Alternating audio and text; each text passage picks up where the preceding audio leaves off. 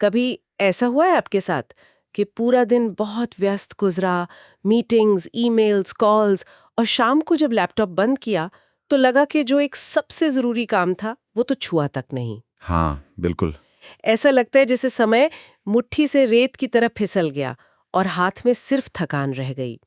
मुझे लगता है ये आज के दौर का एक यूनिवर्सल अनुभव बन गया है। बिल्कुल बन गया है। और कैल न्यूपोर्ट की किताब डीप वर्क वो इसी समस्या की जड़ पर चोट करती है और एक बहुत शक्तिशाली समाधान लेकर आती है। सही कहा। और देखिए, ये समस्या कोई कोई व्यक्तिगत कमी नहीं है। ये उस माहौल का नतीजा है जिसमें हम जी रहे हैं। हाँ। आज की दुनिया का सबसे बड़ा संघर्ष इसी एक चीज पर टिका है। डीप वर्क बनाम शैलो वर्क। हर तरफ से आती नोटिफिकेशन की आवाजें, सोशल मीडिया का वो अंतहीन स्क्रॉल, और वो मीटिंग्स जो एक ईमेल से निपट सकती थी। हाँ हाँ बिल्कुल। इन सब ने मिलकर हमारे दिमाग को लगातार उथला, मतलब शैलो बना दिया है। सही बात है। और यहीं पर न्यूपोर्ट की मुख्य परिकल्पना सामने आती है। वो कहते हैं कि गहराई में जाकर ध्यान केंद्रित करने की क्षमता, यानी डीप वर्क, अब कोई आम स्किल नहीं रही। तो क्या बन गई है? ये एक दुर्लभ और बेहद मूल्यवान सुपर पावर बनती जा रही है। वाह। तो आज हमारी चर्चा का मिशन यही है, ये समझना कि डीप वर्क आखिर है क्या, इसे सिर्फ एक किताबी कॉन्सेप्ट न मानकर अपनी असल जिंदगी में कैसे लाया जाए, और सबसे जरूरी उन शैलो कामों के जाल को कैसे काटा जाए जो हमें असल तरक्की से पीछे खींच रहे हैं। चलिए इस पर गहराई से बात करते हैं। बिल्कुल। तो सबसे पहले डीप वर्क और शैलो वर्क के बीच का फर्क समझना बहुत जरूरी है, क्योंकि ये शब्द सुनने में जितने सरल लगते हैं इनका असर उतना ही गहरा है। हाँ, ये बहुत जरूरी है। डीप वर्क का मतलब है बिना किसी भटकाव के पूरी तरह से किसी एक मुश्किल काम पर अपना सारा ध्यान केंद्रित करना। जब हम ऐसा करते हैं तो न सिर्फ असाधारण क्वालिटी का आउटपुट मिलता है, बल्कि हम अपनी क्षमताओं को भी उसकी सीमा तक खींच पाते हैं। और इसका ठीक उल्टा है शैलो वर्क। ये वो काम है जिनमें कम दिमागी मेहनत लगती है। जैसे ईमेल्स का जवाब देना, मीटिंग्स अटेंड करना या सोशल मीडिया पर पोस्ट करना। अच्छा। ये काम व्यस्त होने का एक बहुत मजबूत भ्रम पैदा करते हैं। आपको लगता है कि आप बहुत काम कर रहे हैं, पर असल में आप सिर्फ अपनी दिमागी ऊर्जा को छोटी छोटी चीजों में बिखेर रहे होते हैं, बिना कोई ठोस मूल्य पैदा किए। बिल्कुल। न्यूपोर्ट तो यहां तक कहते हैं कि शैलो वर्क सिर्फ अनुत्पादक ही नहीं बल्कि विनाशकारी भी है। विनाशकारी? हाँ, क्योंकि ये आपकी गहराई से सोचने की क्षमता को धीरे धीरे खत्म कर देता है। तो सवाल ये है कि इस शैलो वर्क के दलदल से निकलकर डीप वर्क की आदत कैसे डालें, क्योंकि ये कहना आसान है कि फोकस करो, पर करना बहुत मुश्किल। और न्यूपोर्ट कहते हैं कि हर किसी के लिए एक ही तरीका काम नहीं करता। अच्छा। इसे अपनाने के लिए उन्होंने कुछ अलग अलग दर्शन या फिलॉसफी बताई हैं जो किसी की जीवन शैली और काम पर निर्भर करती हैं। ओके। हाँ, वो इसे 4 मुख्य फिलॉसफी में बांटते हैं।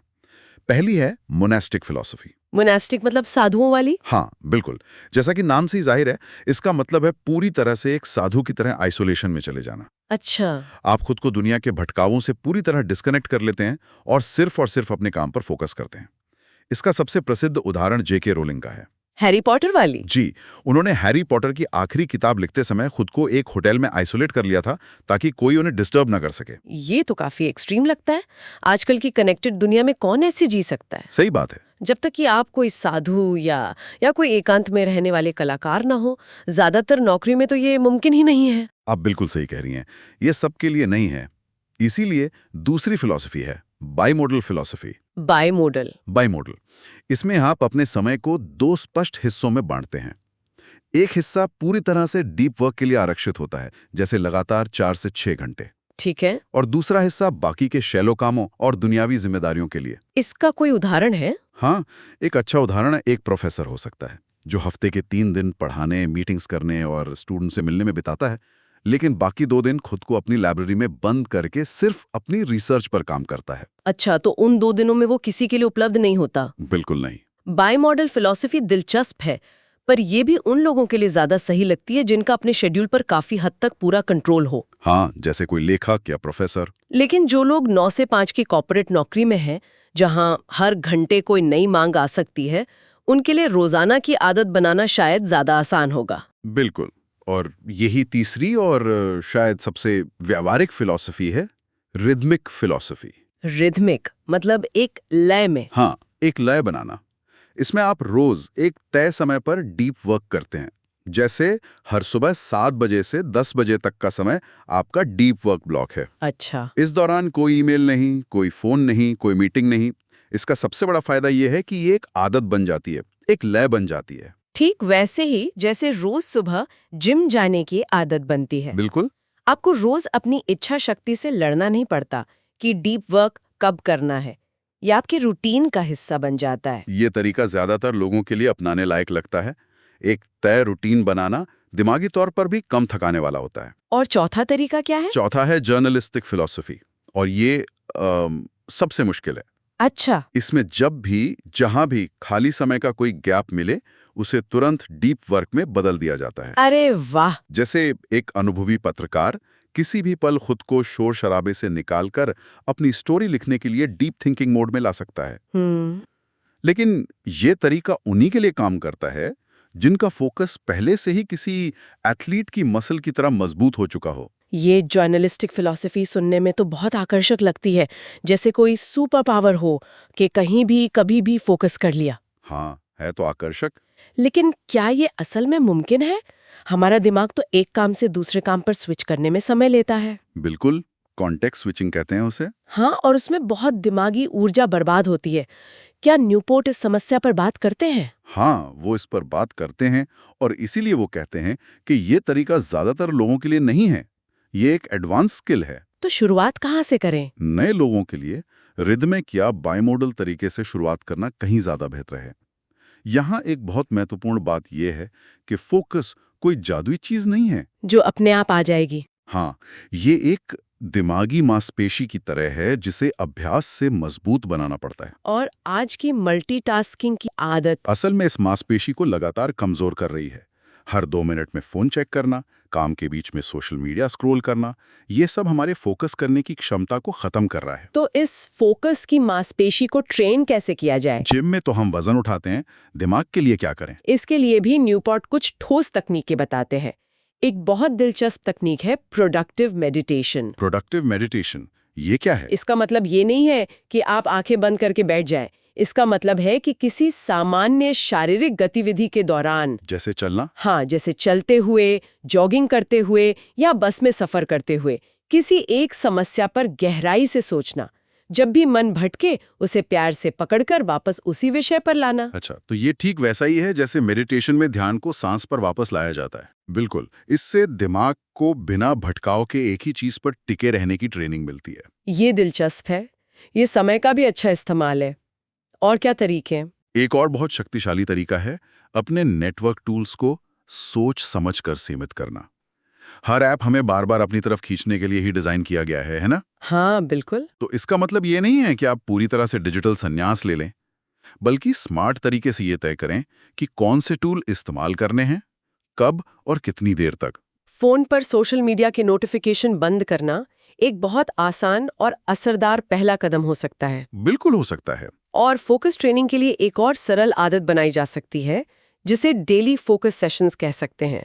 हर दिन सिर्फ 30 मिनट का एक ऐसा समय निकालना, बिना किसी रुकावट के। हाँ, बिना फोन, बिना इंटरनेट, सिर्फ एक काम पर ध्यान लगाया जाए। मुझे लगता है कि शुरुआत में मन बहुत बेचैन होगा, बार बार फोन उठाने का मन करेगा। जरूर करेगा। लेकिन धीरे धीरे ये मसल मजबूत होती जाएगी। और यहाँ एक और दिलचस्प बात जुड़ी है। जब कोई डीप वर्क की प्रैक्टिस करता है तो उसकी सीखने की रफ्तार भी तेजी से बढ़ जाती है। अच्छा, वो कैसे? क्योंकि जब दिमाग भटकाव से मुक्त होकर पूरी ऊर्जा एक ही चीज पर लगाता है तो न्यूरल पाथवेज ज्यादा मजबूती से बनते हैं। जो लोग कोई नई स्किल जैसे कोडिंग, कोई नई भाषा, डिजाइनिंग या राइटिंग, हाँ, जो ये सब जल्दी सीखना चाहते हैं, उनके लिए ये गेम चेंजर हो सकता है। मुझे ये व्यस्तता का भ्रम वाली बात बहुत सही लगी। मैं अपने कई दिनों के बारे में सोचती हूँ जहाँ मैंने 50 ईमेल भेजे और 5 मीटिंग्स की, पर दिन के अंत में लगा कि जो मेरा मुख्य प्रोजेक्ट था वो 1 इंच भी आगे नहीं बढ़ा। ये वाकई विनाशकारी महसूस होता है। लगता है कि आप दौड़ तो रही हैं पर ट्रेडमिल पर। और ये आपके ध्यान की अवधि को भी स्थायी रूप से कमजोर कर देता है। जब आप बार बार छोटे छोटे कामों के बीच स्विच करते रहते हैं तो आपका दिमाग गहराई से सोचने की आदत ही खो देता है। हाँ, ये तो है। कई कंपनियों में तो ये कल्चर बन चुका है जहां सबसे ज्यादा व्यस्त दिखने वाले कर्मचारी को सबसे ज्यादा मेहनती माना जाता है, भले ही उसका आउटपुट कुछ भी ना हो। बिल्कुल। ऐसे माहौल में किसी के लिए भी डीप वर्क करना नामुमकिन सा हो जाता है। तो इस शैलो वर्क और सोशल मीडिया के जाल से कैसे निकला जाए, खासकर सोशल मीडिया जो इतना एडिक्टिव है? सोशल मीडिया के लिए न्यूपोर्ट क्राफ्ट्समैन अप्रोच यानी कारीगर वाला नजरिया अपनाने का सुझाव देते हैं। कारीगर वाला नजरिया? हाँ, जैसे एक बढ़ई बहुत सोच समझकर अपने औजार चुनता है। वो हर नया औजार सिर्फ इसलिए नहीं खरीद लेता कि वो बाजार में आया है, वैसे ही हमें भी टेक्नोलॉजी टूल्स को चुनना चाहिए। मतलब सिर्फ इसलिए किसी ऐप का इस्तेमाल नहीं करना चाहिए कि सब कर रहे हैं। बिल्कुल, खुद से ये सख्त सवाल पूछना चाहिए, क्या ये टूल मेरे किसी जरूरी प्रोफेशनल या व्यक्तिगत लक्ष्य को पूरा करने में सीधे तौर पर और काफी हद तक मदद करता है? लेकिन सोशल मीडिया छोड़ना इतना आसान भी तो नहीं है। कई लोगों के लिए ये प्रोफेशनल जरूरत भी है, जैसे मार्केटिंग या नेटवर्किंग के लिए। बहुत अच्छा सवाल है। न्यूपोर्ट ये नहीं कह रहे हैं कि सबको छोड़ दें, वो कह रहे हैं कि इरादतन बने, इंटेंशनल। हाँ, इसीलिए वो 30 दिन के डिजिटल डिटॉक्स का आइडिया भी देते हैं।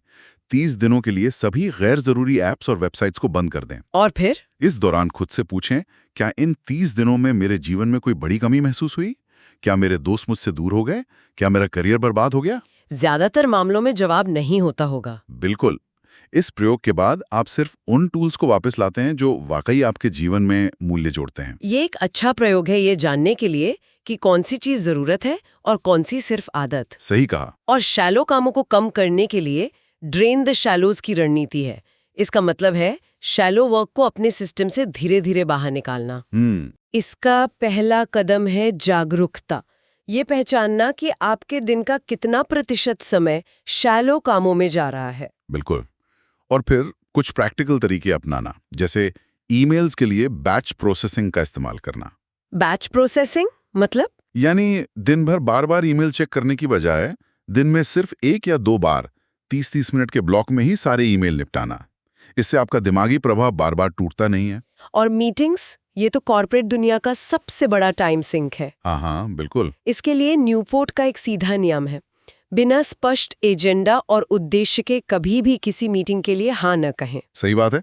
अक्सर 1 घंटे की मीटिंग में होने वाली बात एक छोटे से अच्छी तरह लिखे गए ईमेल से भी हो सकती है। हाँ, और फिर एक बहुत शक्तिशाली तरीका है टाइम ब्लॉकिंग का, जिसमें आप अपने दिन के हर हिस्से को किसी खास काम के लिए पहले से निर्धारित कर देती हैं। हाँ, और ये हमें अगले महत्वपूर्ण विचार पर लाता है।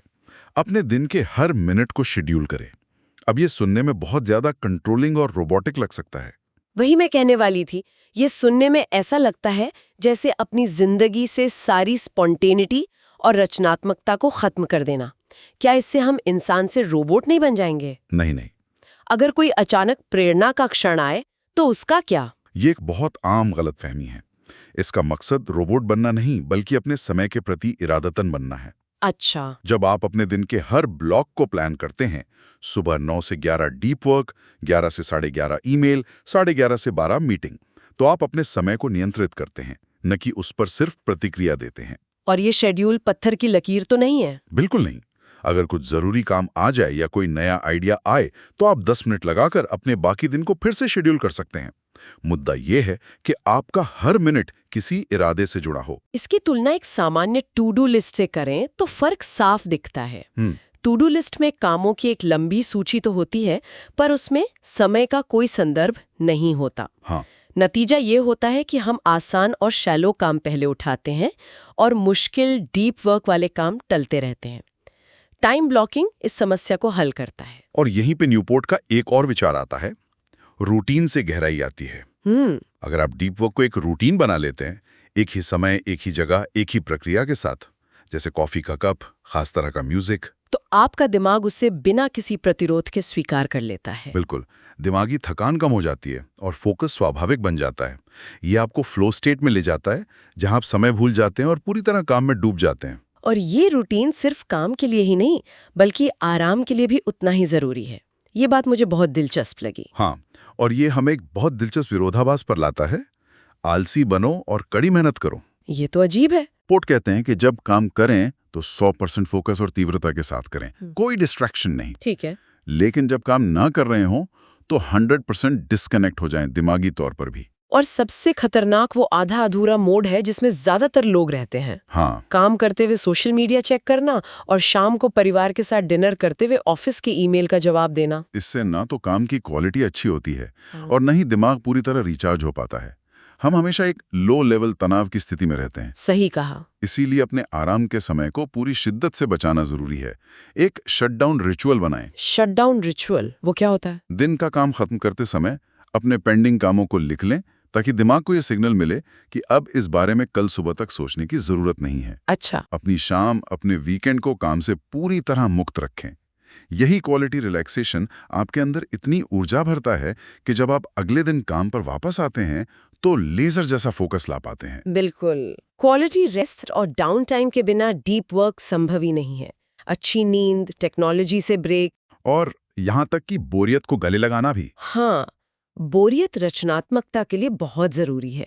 अगर हम हर खाली पल को फोन से भर देंगे तो दिमाग को कभी बोरियत महसूस ही नहीं होगी। और इतिहास गवाह है कि बड़े बड़े आइडियाज अक्सर उन्हीं शांत, बोरियत भरे पलों में जन्म लेते हैं जब हमारा दिमाग यूं ही भटक रहा होता है। तो आज की चर्चा का सार यही है, डीप वर्क सिर्फ प्रोडक्टिविटी बढ़ाने का एक हैक नहीं है, बल्कि यह एक सार्थक और संतुष्टि भरा जीवन जीने का तरीका है। बिल्कुल। यह एक स्किल है जिसे सही आदतों, रूटीन और सबसे जरूरी शैलो कामों को बेरहमी से हटाकर विकसित किया जा सकता है। इस बात पर जोर देना जरूरी है कि लक्ष्य ज्यादा घंटे काम करना नहीं, बल्कि ज्यादा गहराई से काम करना है।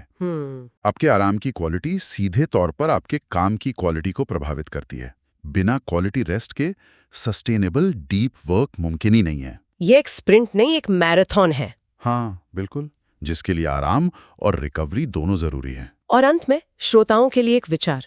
अगली बार जब आप लाइन में खड़े हों या ट्रैफिक में फंसे हों और बोरियत महसूस हो और आपका हाथ अपने आप फोन की तरफ जाए, तो एक पल रुक कर ये सोचना कि क्या ये खालीपन किसी बड़े आइडिया को जन्म देने का वो मौका हो सकता है जिसे हम अनजाने में हर रोज दबा रहे हैं।